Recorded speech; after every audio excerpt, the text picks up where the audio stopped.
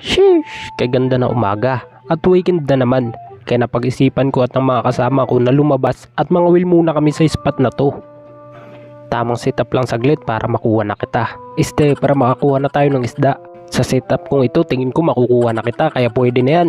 Kating-kati na rin yung mga kasama ko kaya ano pa. Naghanap na sila ng kanya-kanyang pwesto. Dito tayo sa unahan at baka makatagpo tayo ng dalagang bukid. Nadanan ko rin ang mga tropa ko at mga bata pa sila. Sabi ko wag muna sila magjujuwa at siguradong pagagalitan sila ng mga magulang nila. Teka nga saglit at manghuli muna ako ng isda para hindi na rin magalit ang mama mo.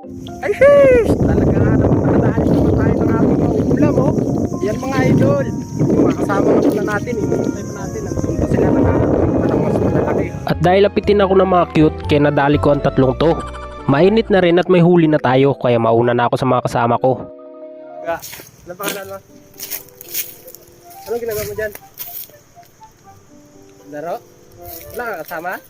Hindi naman alak ang dala ko kaya uminom muna ako. Sheesh, hintayin ko ang mga kasama ko para makakain na rin kami. Si Orchin, ang sarap nito kaso paasa tulad niya. Ito nga pala ang nahuli ng mga kasama ko at pinagsama-sama na namin sila para magkainlaban na. Ramdam na rin ng gutom kaya kumain muna kami saglit ng mga kasama ko para sigurado na ang aming pag-alis sa spot na to.